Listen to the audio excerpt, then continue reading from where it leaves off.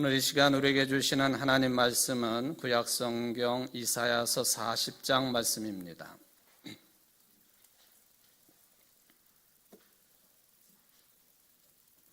이사야서 40장 1절부터 11절까지 말씀을 봉독해 드리겠습니다. 너희의 하나님이 이르시되 너희는 위로하라, 내 백성을 위로하라. 너희는 예루살렘의 마음에 닿도록 말하며 그것에게 외치라. 그 노역의 때가 끝났고 그 죄악이 사함을 받았느니라. 그의 모든 죄로 말미암아 여호와의 손에서 벌을 배나 받았느니라 할지니라 하시니라.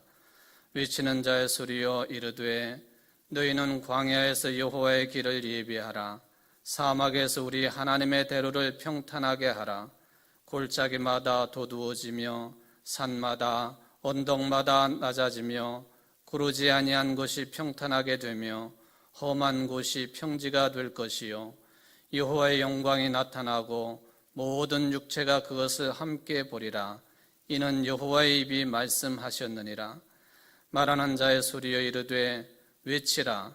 대답하되 내가 무엇이라 외치리까 하니 이르되 모든 육체는 풀이요 그의 모든 아름다움은 들의 꽃과 같으니 풀은 마르고 꽃이 시들면 여호와의 기운이 그 위에 불미라. 이 백성은 실로 풀이로다. 풀은 마르고 꽃은 시드나 우리 하나님의 말씀은 영원히 서리라 하라. 아름다운 소식을 시온에 전하는 자여 너는 높은 산에 오르라. 아름다운 소식을 예루살렘에 전하는 자여 너는 힘써 소리를 높이라. 두려워하지 말고 소리를 높여 유다의 성읍들에게 이르기를 너희의 하나님을 보라 하라. 보라, 주 여호와께서 장차 강한 자로 임하실 것이요 친히 그의 팔로 다스리실 것이라. 보라, 상급이 그에게 있고 보응이 그의 앞에 있으며 그는 목자같이 양떼를 먹이시며 어린 양을 그 팔로 모아 품에 안으시며 젖먹이는 암컷들을 온순히 인도하시리로다. 아멘. 이는 하나님의 말씀입니다. 하나님께 감사합니다. 올해로 연세가 102살이 되신 연세대학교 명예교수님 김형석 교수님을 여러분들은 잘 아실 것입니다. 요즘도 활발하게 강연 활동을 하시고 또 신실한 그리스도인이시기 때문에 또 교회를 통한 간증도 많이 하시는 것으로 볼 수 있습니다. 저는 이 교수님이 강연이나 인터뷰하는 내용을 볼 때마다 마치 2000년 전에 천수를 누리고 하나님의 부르심을 받으신 예수님의 제자인 사도 요한을 보는 것 같은 느낌을 받습니다. 그가 죽을 때까지 서로 사랑하라 라고 하는 말씀만 했다고 하는 것은 유명한 내용이 되겠습니다. 100년의 삶이 또 100년의 안목으로 우려낸 모든 강연과 강의가 그래서 듣는 사람들로 하여금 감동을 누리게 하는 것 같습니다. 이 교수님이 어느 날 김포공항에를 갔습니다. 아마 오래 있었던 일 같아요. 그런데 다른 사람들에게는 다 티켓을 나누어 주는데 당신에게는 티켓을 주지 않아서 물어보았습니다. 그랬더니 매니저가 나와서 확인을 합니다. 혹시 선생님 올해 연세가 어떻게 되시나요? 하고 물어보았습니다. 왜냐하면은 컴퓨터 상에는 그 노인분의 연세가 1살로 기록이 된다는 거예요. 1살. 당신이 지금까지 우리나라 국적항공기인 대한항공만 이용한 것이 930번 이상이 되는데 1살로 기록이 된다. 아마 그게 화면으로 다 뜨는가 봅니다. 그 컴퓨터가 나이를 2자리까지밖에는 인식을 못한다는 거죠.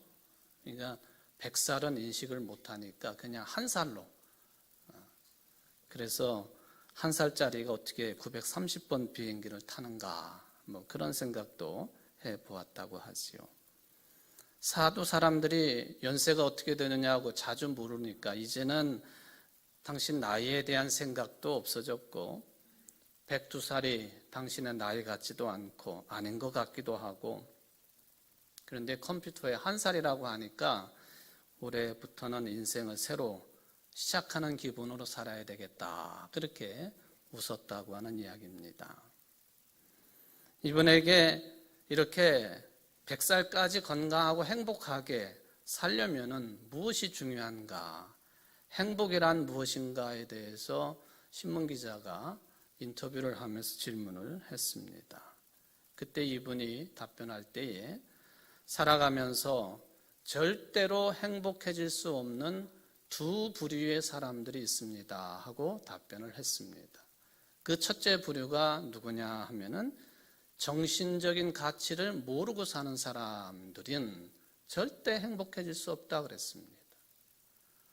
이 말은 무슨 뜻이냐 하면은 이게 우리가 자본주의 사회를 살고 있기 때문에 어쩔 수 없다고도 생각이 되기는 합니다만은 물질에, 권력에, 명예에 초점만 두고 사는 사람들, 정신적인 가치를 모르는 사람들은 행복해질 수 없습니다 하는 거예요. 특별히 물질은 만족을 모르는 것이기 때문에 만족을 모르면 행복해질 수 없다 하는 그런 이야기를 했습니다. 두 번째 부류의 사람들은 이기적인 사람들이다 했습니다. 자기 자신밖에 모르는 사람들. 인격이라고 하는 것은 항상 인간관계 속에서 나오는 선한 가치를 말하는 것인데 자기밖에 모르니까 주변 사람들과 선한 가치인 이 인간관계를 잘 맺지 못하고 살아가는 사람들, 이런 사람들은 백날 살아도 행복해질 수 없다. 두 번째로 이기적인 사람들을 거명을 했습니다. 오늘 예배드리는 여러분들 모두가 정신적인 가치 중에 가장 큰 가치인 신앙생활을 하시는 분들입니다. 그러므로 이기적인 삶이 아니라 이타적인 삶을 통해서 참된 행복을 누리고 또 하늘의 위로를 누릴 수 있는 거룩한 성도들 되시기를 주의 이름으로 축원을 드립니다. 지금의 세대에는 모두 다가 위로가 필요한 때인 것 같습니다. 특별히 교회는 세상을 향하여 위로를 선포해야 되는 공동체입니다. 예수님께서 갈릴리 호수변에서 몰려든 무리들에게 8가지 복에 대해서 말씀을 하셨습니다. 첫 번째가 마음이 가난한 사람은 행복하다 하셨습니다. 두 번째가 슬퍼하는 사람은 행복하다. 세 번째가 온유한 사람은 행복하다. 네 번째, 의에 주리고 목마른 사람은 행복하다. 복이 있다. 이제 그런 이야기죠. 이렇게 4가지 이후에 4가지를 더 붙여서 우리는 그것을 팔복이라 그렇게 부르고 있습니다. 저는 그 중에 두 번째 행복에 관한 말씀을 오늘 제목과 또 본문에 연결해서 생각을 해보려고 합니다. 두 번째, 슬퍼하는 사람은 복이 있다. 하나님이 그들을 위로하실 것이다 했습니다. 어떤 사람들이 위로를 받을 수 있느냐? 단서가 붙어 있기를 슬퍼하는 자라 했습니다. 괜히 감정적으로 이렇게 울컥해가지고 눈물을 흘리고 슬픈 마음을 가지는 것도 물론 포함이 되겠습니다만은 여기 슬퍼한다고 하는 개념은 이것이라고 저는 생각합니다. 어느 날 바리새인과 세리가 같은 시간에 성전에 들어가 기도를 하게 되었는데 바리새인은 자랑할 것이 많았습니다. 나는 이것도 했고 저것도 했고 부족할 것이 없고 죄 지은 것도 없고. 그런데 저 한쪽 구석에 서 있는 세리는 자기 가슴을 치면서 애통해하며 슬퍼합니다. 나는 죄인입니다. 더 드릴 말씀이 없습니다. 그런 차원의 슬픔입니다. 내가 죄인이기 때문에 하나님 앞에 죄를 지은 그런 존재이기 때문에 슬퍼하는 존재들에게는 하나님께서 위로하신다 하는 그 말씀이에요. 이게 두 번째 행복에 관한 말씀이죠. 슬퍼하는 사람은 복이 있다. 하나님이 그들을 위로하실 것이다. 애통하는 자는 복이 있나니 그들이 위로를 받을 것이며 슬퍼하는 사람은 행복하다 그들은 위로를 받을 것이다. 행복하여라 슬퍼하는 사람들 그들은 위로를 받을 것이다. 개역 개정판으로부터 가톨릭 성서에 이르기까지 이렇게 다른 표현을 사용을 했습니다마는 하나님 앞에서 자신의 죄 때문에 슬퍼할 줄 아는 사람들은 하나님의 위로를 받을 것입니다. 저도 그렇고 여러분들도 그렇고 그런 위로의 본질적인 의미를 찾고 또 누리기에 부족함 없는 우리 모두가 되기를 간절히 바랍니다. 요즘에 더 많이 드는 생각입니다만은 한국의 교인들이 참 안타깝고 불쌍하다 하는 생각이 듭니다. 위로를 받기보다는 여러 이유 때문에 과중한 교회 일에 책무를 지고 있고 또 불행하게도 요즘은 코로나19 때문에 조롱의 대상이 되고 있는 것에 대한 저의 생각이기도 합니다.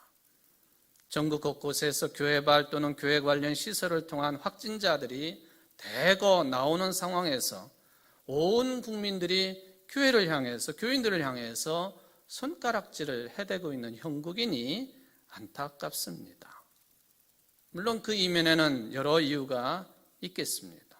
그런데 저는 교회 지도자로서 저에게 화살을 돌릴 수밖에 없습니다. 이유가 뭐냐 하는 것이죠. 왜 이렇게 교회를 향해서 교인들을 향해 손가락질을 하는가? 바로 지도자들인 목사들 책임이 훨씬 크다고 하는 것이기 때문에 그렇습니다. 저도 그 범주 안에 들어가 있습니다. 도대체 한국의 신앙 풍토는 왜 이런 내용으로 이런 모습으로 자리를 잡았고 그것이 대세인가 하는 질문을 던져봅니다. 극단적인 종말론을 비롯해서 일상적인 삶을 파괴시키는 내용들이 너무나도 많아요. 그것도 교회발로 너무나도 많다는 겁니다. 왜 그렇겠습니까? 모두 지도자들이, 목사들이 가르치고 주입시키고 설교한 내용들 때문 아니겠습니까? 물론 우리가 처한 한반도 지형이 전쟁이 너무나도 많이 있었고 또 외세의 침략을 자주 받았다고 하는 지형적인 요인 때문에도 이런 신앙관이 형성이 되었다고 말하는 것도 맞기는 합니다. 그럼에도 불구하고 어떤 상황이라 할지라도 어떤 어려운 때라 할지라도 교회의 지도자들은 교인들을 제대로 안내하고 설교하고 인도해야 될 책임이 있기 때문에 교회발 또 교회 관련 기관발 다 그 끄트머리 정점을 가보면은 목사들이라는 거예요. 참 부끄럽지만 같은 목사로서 저는 솔직하게 언급하지 않을 수가 없습니다. 여러분, 우리 기독교 신앙은요, 믿음을 통한 신비와 기적만 있는 게 아니에요. 그것도 있지만은 또 한편으로 보면은 한 인간으로서 살아가는 데 필요한 보편적인 지식, 또 이성적인 차원, 또 인간적인 경험, 또 의사소통의 기술, 이런 것들이 다 합해져서 한 인간으로서 또는 그리스도인으로서 땅 위의 삶을 사는 것 아닙니까? 지식이나 이성이나 경험이나 의사소통의 기술이나 이거는 우리가 개발한 것 같습니다만 이것도 다 하나님의 은혜요, 하나님의 선물입니다. 이성을 통해서 역사하시고 대화의 기술을 통해서 역사하시고 경험을 통해서 역사하시고 지식을 통해서 역사하시는 하나님이시다 하는 것을 우리는 결코 부인할 수 없다는 것입니다. 그럼에도 불구하고 현재 한국의 개신교에 절대적으로 필요한 이 보편타당한 가치들인 상식이나 교양이나 예의 범절이나 겸손한 자세 찾아볼 수가 없다는 겁니다. 오히려 더 큰 소리를 치고 있으니 민망할 따름입니다. 시민사회 일원으로서 좋은 이웃이 되기 위해서 갖추어야 될 기초적인 기본적인 덕목들인데 이거는 다 빼버리고 믿음으로만 그거를 주창하고 있으니 돈이 될 수가 없다 하는 것이죠. 인간으로서 지녀야 될 기초 덕목을 배제한 채 신비와 기적 같은 종교적인 요소만 강조하는 것은 건강한 종교가 아니에요. 교회만 와 있으라, 신앙에만 묶여 있으라라고 주창하는 것도 건강한 종교가 아닙니다. 세상살이도 잘 살아야 되는 거예요. 욕먹지 말아야지요. 아니 그렇다고 해서 한국의 교회가 무조건 신령합니까? 그렇지도 않으면서도 신령한 것, 신비, 기적만 추구한단 말입니다. 왜 이렇게 되었을까? 마치 교회 신앙이 미신 집단처럼 변질이 된 이유가 뭘까? 지도자들 문제라고 하는 지적에 뼈아픈 느낌을 가지면서도 솔직하게 인정을 합니다. 코로나19 사태에서 한국 개신교 교회에 대한 신뢰도가 크게 떨어졌다고 하는 것은 명확하합니다. 지난 29일 개신교 여론조사기관인 목회데이터 연구소가 코로나19 정부 방역 조치에 대한 일반 국민 평가조사라고 하는 제목으로 설문조사를 했습니다. 거기에 따르면은 교회를 매우 또는 약간 신뢰한다라고 응답하신 분들이 21%예요. 반면에 별로 신뢰하지 않는다, 하나도 신뢰하지 않는다라고 답변하신 분들이 76%예요. 100으로 따지면 20대 80 정도 되는 겁니다. 10명 중에 8명은 교회를, 신앙인들을 이만큼도 신뢰할 수 없다는 반응입니다.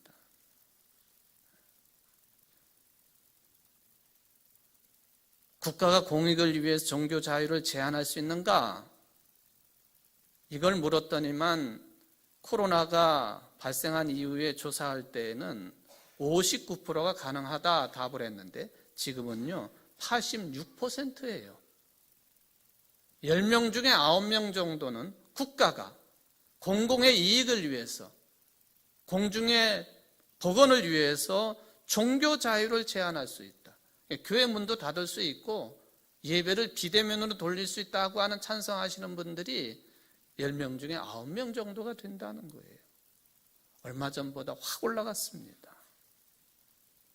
이런 국민들의 의식에 따라 자동적으로 나타난 현상이 있는데 그게 뭐냐 하면은 바로 목사가 되기 위해서 신학대학을 가야 되지 않습니까? 신학대학 지원 비율이 바로 나타납니다. 올해 각 신학대학 거의 대부분의 학교가 미달입니다. 우리 교회가 소속되어 있는 한신대학교 신학과는 그래도 미달은 아니에요. 그렇다고 제가 위로받는 건 아닙니다. 물론 여기에는 학령 인구의 절대 감소가 영향을 끼쳤겠죠. 그런데 더 본질적인 것은 목사 지도자가 되어서 뭐 하겠는가? 교회 지도자가 되어서 선한 영향력을 끼칠 수 있겠는가 하는 그런 개신교에 대한 반감이 더 크게 작용했다고 저는 생각합니다. 저는 신학대학 미달 좋다고 생각합니다. 물론 행정가들 입장에서 보면은 운영상 어려움이 있기는 하겠습니다만 그건 교단이 책임져야 된다고 봅니다. 정말로 좋은 인재들만 뽑아가지고 전액 장학금 제도를 통해서 진실하고 능력 있는 교회 지도자들, 목사들을 배출하면 좋겠습니다.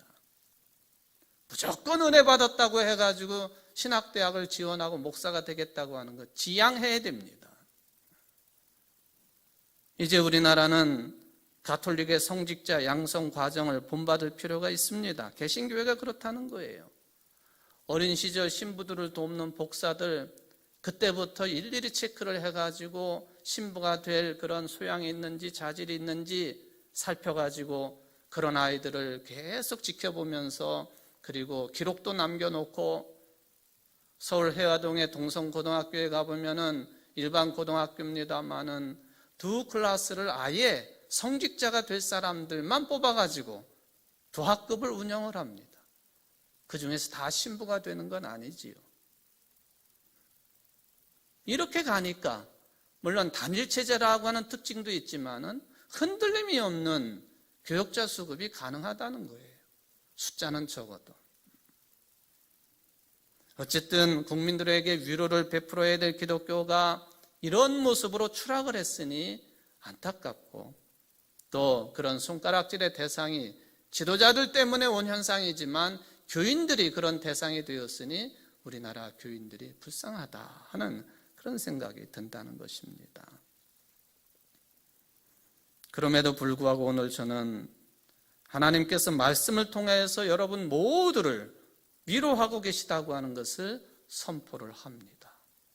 하나님의 위로가 여러분 모두에게 충만하시기를 다시 한번 주의 이름으로 축원을 드립니다. 도대체 참된 위로의 본질은 뭐냐? 오늘 이사야서의 말씀은요, 하나님의 말씀으로 온다고 분명하게 선언을 했습니다. 여러분들 그걸 믿으시죠? 구약의 선지자들은 이 진리를 일찍이 꿰뚫어 본 사람들입니다. 그렇기 때문에 하나님의 말씀을, 이 위로하시는 능력인 하나님의 말씀을 백성들에게 전하는 일을 전업으로 삼았던 사람들이 선지자, 예언자들이죠. 이사야라든지 예레미야, 아모스 같은 그런 인물들입니다. 그런데 이러한 선지자들 대부분 사람들이 어느 시기에 활동을 주로 했느냐 하면은 바벨론 포로기 전후입니다. 이스라엘이 완전히 폭망했을 때, 더 이상 건질 것이 없는 민족이 되었을 때 이 예언자들이 나타나서 활동을 합니다. 현실적으로 보면 모든 것이 다 빼앗기고 포로로 끌려가고 망해버렸습니다. 하나님의 집인 성전마저도 다 깡그리 무너져 내리고 말았습니다. 그런데 그런 상황 속에서도 하나님은 선지자들을 통해서 또 그 말씀을 깨닫는 당신의 자녀들을 통해서 놀라운 영적 비약을 이루시는 분이시라고 하는 것을 찾아낼 수가 있겠습니다. 사실 바벨론 포로 이전까지는요, 유대인들이 생각해오는 하나님은요, 그냥 모든 신들 가운데 한 분 정도였습니다. 그런데 포로기를 거치면서 유대인들의 신앙관이 훨씬 깊어집니다. 하나님은 모든 신들 중에 한 분 정도가 아니라 유일하신 하나님이시다. 이게 확립된 시기가 포로기 때입니다. 그러니 그 신앙의 깊이가 얼마나 깊어진 것입니까? 하나님은 모든 만물의 근원 창조자이시고 전지전능하신 분이시고 또한 구원을 베푸시는 분이시다. 비록 몸은 포로로 잡혀와 있지만 저들이 무릎을 치고 깨닫습니다. 바벨론 사람들이 섬기던 말뚝이라고 하는 신이 있었는데 그 신을 섬기는 신전은 외형적으로 비교해 보니까 예루살렘에 있던 하나님의 집 성전보다 어마어마하게 컸습니다. 지금도 그런 흔적들이 남아있죠. 비록 대영 제국이나 루브르 박물관이나 이런 데 가 있기는 합니다만은 말뚝 신전을 보니까 하나님의 집이었던 예루살렘 성전은 지푸라기로 지은 집처럼 느껴졌습니다. 그럼에도 불구하고 저들이 깨닫고 하나님에 대한 위대한 신앙 고백을 해내기 시작을 했다 하는 것입니다. 바로 이러한 일을 감당했던 시스템이 하나가 있었으니 포로기 시절에 탄생을 한 회당 제도였습니다. 시나고그라고 불리우는 회당을 통해서 저들이 모이고 기도하고 말씀을 듣고 신앙의 깊이를 더하게 되었습니다. 지금도 시나고그 회당은 전 세계에 흩어져 있는 유대인들의 결집을 위한 위대한 공동체로 존재합니다. 유대인들 10가정 이상만 되면 어느 곳에나 회당을 만들어냅니다. 말씀을 듣기 위해서 신앙을 중심으로 민족 공동체를 형성하기 위해서 그렇게 한단 말이죠. 이렇게 회당을 중심으로 모여서 말씀을 듣고 배우고 기도하는 동안에 비록 몸은 포로로 되어 있지만은 유대인들 마음속에 희망이 하나 둘씩 피어나기 시작을 했습니다. 외국에 나가면 다 뭐가 된다고 그러죠? 애국자가 된다고 하지 않습니까? 비록 저들에게는 마음에 치유되기 힘든 상처가 남아있기는 합니다마는 저들에게 희망이 솟기 시작을 합니다. 오늘 이사야가 유대인들에게 선포한 이 말씀, 위로에 관한 말씀이 그 일환입니다. 희망의 메시지인 것이죠. 너희의 하나님이 이르시되 너희는 위로하라, 내 백성을 위로하라. 위로하라고 하는 말이 반복되어집니다. 아주 강력한 선포입니다. 파멸되어지고 무너지고 포로로 잡혀있는 이스라엘 백성들이 듣는 말이에요. 너희는 위로하라, 내 백성을 위로하라. 솔직히 하나님의 백성인 자신들에게 왜 이런 일이 벌어졌는지, 자신들이 믿던 하나님이 존재하지 않는 것처럼 무능력한 분으로 깊은 회의에 떨어지기도 했습니다. 그런데 이러한 백성들에게 이사야 선지자는 위로하라 합니다. 그리고 2절에서 말씀합니다. 너희는 예루살렘의 마음에 닿도록 말하며 그것에게 외치라. 그 노역의 때가 끝났고 그 죄악의 사함을 받았느니라. 그의 모든 죄로 말미암아 여호와의 손에서 벌을 배나 받았느니라 할지니라 하시니라. 이제 너희들이 위로받아 마땅한데 이미 너희들이 지은 죄에 대한 벌을 배나 받지 않았느냐. 너에게 때가 끝났다. 이게 위로 중에 가장 큰 유대민족의 위로가 되겠습니다. 고생할 만큼 했다는 것입니다.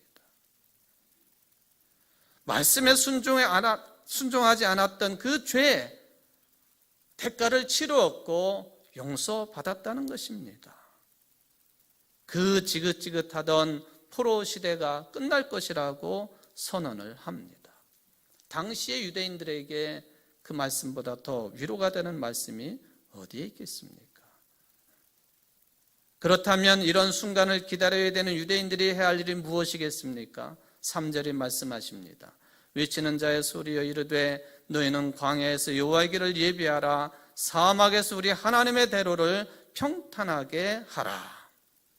믿음에 따른 자연스러운 행위로 연결되는 그런 내용의 선포가 되겠습니다. 여러분들 고대 근동의 지도를 살펴보면요, 출애굽을 할 때 애굽의 곧센 지방으로부터 가나안 땅까지 거리하고, 지금 바벨론 땅, 지금의 이라크나 이란 지역이죠, 거기에서 예루살렘까지 거리는요 이쪽이 훨씬 멀어요. 바벨론에서 고향 땅으로 가는 그 거리가 훨씬 멀다는 거예요. 그리고 그 중간은 광야이고 사막입니다. 이사야 선지자는 그 행로를 아마 잘 알고 있었던 것 같아요. 그러니까 이런 것들을 준비하라고 요청을 합니다. 문제는 백성들의 숫자가 너무 많다는 겁니다. 노약자들도 많습니다. 느리게 광야와 사막을 횡단해야 됩니다. 출애굽 때와 비슷할 수도 있겠습니다. 그러므로 마음의 준비도 단단히 해야 되었습니다. 그게 바로 3절에 주시는 말씀처럼 광야에서 여호와 길을 예비하는 것이고 하나님의 대로를 평탄하게 하는 일이었다 하고 해석을 해볼 수가 있겠습니다. 이사야 선지자로부터 이런 말씀을 들은 유다 백성들이 어떤 생각이 들었을까요? 찬성하고 좋다라고 박수치는 사람도 있겠습니다만은, 아니요, 애굽의 고깃가마가 그리웠던 것처럼, 신선한 채소가 그리웠던 것처럼 여기 이스라엘 땅보다도 문명사적으로 보면 훨씬 더 발전이 된 바벨론에 그냥 남아있는 것이 좋겠다라고 반대하는 사람들도 분명히 있었습니다. 포로로 직접 잡혀갔던 포로 1세대하고 그들을 통해서 그 땅에서 태어난 포로 2세대의 인식의 차이는 극명했었을 것입니다. 이런 복잡한 상황 속에서 정치적으로 접근해봐도, 사회적으로 접근을 해봐도, 경제적으로 접근을 해봐도 복잡한 내용만 나옵니다. 그때 이사야는 아주 본래적이고 본질적인 주제를 유다 백성들에게 제시를 합니다. 머뭇거리는 사람들에게 특별히 제시를 합니다. 그 내용이 6절, 8절 내용인데 요약을 해보면 뭐냐 하면은 모든 육체는 풀이라는 거예요. 끌려온 노예인 우리들이나 붙잡아온 바벨론이나 모든 인생은 풀과 같은 존재라는 거예요. 이게 얼마나 대단한 선언입니까? 주눅 들어가지고 아무런 말도 하지 못하는 어리석은 선지자가 아니라 보시오, 당신들도 들의 풀 같지만은 저 강대한 힘을 가지고 있는 바벨론도 풀과 같은 존재입니다. 보십시오. 선지자들의 말씀은 그냥 땅에 떨어지지 않습니다. 바벨론도 무너지고 그리고 바사, 페르시아가 곧 이어서 대제국으로 형성되지 않습니까? 풀과 같은 것입니다. 모든 육체는 풀이요 이 백성은 실로 풀이로다 라고 하는 말씀, 짧은 내용이지만 엄청난 힘을 느낄 수 있는 그런 선포가 되겠습니다. 그러므로 모든 육체는 풀이니 이사야 요청은 무엇입니까? 하나님의 말씀에 따라서 바벨론 떠날 준비를 부지런히 해야 된다는 것입니다. 바로 모든 육체가 풀이라고 하는 말씀 속에서 유다 백성들, 포로로 잡혀와 있는 유다 백성들이 받아야 될 위로의 본질이 무엇인지가 확연하게 드러나고 있습니다. 젊은 사람도 풀이요, 노인도 풀이요, 노예도 풀과 같은 존재예요. 강대한 제국도 풀과 같은 존재예요. 마르고 말 것이다. 쓰러지고 말 것이다. 열심히 노력해가지고 세상에서 얻었던 인정받았던 모든 일들도 시들고 말 것이다. 저 이건희 목사가 요즘에 종말론 영향을 받았나, 왜 저런 얘기만 하나, 오해는 하지 마십시오.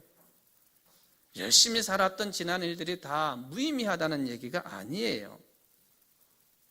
우리가 얻은 것이 있고 누린 것이 있기는 합니다만은 이러한 풀과 같은 삶에 분명한 한계가 있다고 하는 것을 외면하지 말라는 거예요. 메멘토 모리하라는 거예요. 죽음을 기억하라는 거예요. 이 또한 지나갈 것이라고 하는 것을 기억하라고 하는 말씀입니다. 전도서를 주로 읽는 분들은 기독교의 정신은 허무주의야, 모든 것이 헛되고 헛되도다, 그런 해석을 붙이는 분들이 계십니다만 결코 그것은 아닙니다. 우리 인생이 꿈에 불과한 것입니까? 그래서 종말론에 홀다닥 넘어가는 그런 연약한 존재들입니까? 그렇지 않아요. 인생이 허무하다는 뜻으로 이사야가 그런 말을 선포한 게 결코 아닙니다. 오히려 위로를 받으라고 외치는 거예요. 너희들도 풀과 같은 존재이지만 저 강대한 바벨론을 봐라, 풀과 같은 존재라. 진리의 말씀이죠. 그런데 풀과 같은 존재라고 하는 것이 왜 위로가 됩니까? 8절에 엄중하게 선언을 합니다. 풀은 마르고 꽃은 시드나 우리 하나님의 말씀은 영원히 서리라 하라. 너희들은 하나님의 말씀을 붙잡은 민족이 아니냐, 영원히 서리라. 바벨론은 무너지지만, 바사도 무너지지만, 로마도 무너지지만, 미국도 무너지지만 너희는 하나님의 말씀을 받은 민족이 아니냐, 영원히 서리라. 이 말씀으로 위로받지 못한 사람들은 영혼이 굳은 사람들이죠. 말씀의 능력을 체험치 못한 사람들이 되겠습니다. 창세기에 보면 유명한 에피소드가 있죠. 야곱과 에서에 관한 이야기. 사냥하다 들어와가지고 배고프니까 동생이 끓이고 있는 팥죽을 달라고 합니다. 그러니까 작은 동생이 장자권을 주면은 팥죽을 주겠노라. 이까지 배고파 죽겠는데 장자권이 무슨 소용이 있냐. 냅다 장자권하고 팥죽을 바꿔버립니다. 여러분, 여기 장자권이 무슨 의미입니까? 한 집안의 큰아들, 그런 개념을 훨씬 뛰어넘습니다. 모든 세계 민족 가운데 가장 먼저 선택받은 민족, 모든 세계 민족 가운데 가장 먼저 하나님의 말씀의 핵심인 율법을 수여받은 민족이란 뜻이에요. 그러니 에서가 얼마나 큰 잘못을 저질렀습니까? 하나님의 말씀을 발로 차버린 꼴이 되고 말았지요. 하나님의 말씀, 영원한 말씀이 있으니 두려워하지 말라. 근심 걱정하지 말고 좌고우면하지 말라. 너희의 하나님을 보라. 그 하나님은 심판자로 오실 것이요 능력이 많으신 분이시다. 와서 상을 받을 자에게 상을 베풀고 벌을 받을 자에게 벌을 내주시는 하나님, 그 하나님을 보라 하고 이사야가 선포를 하고 있습니다. 목자처럼 양떼에게 풀을 뜯기시고 새끼 양들을 두 팔로 안아 가슴에 품으시고 젖먹에 딸린 어린 양을 곱게 몰고 오시는 하나님을 보라.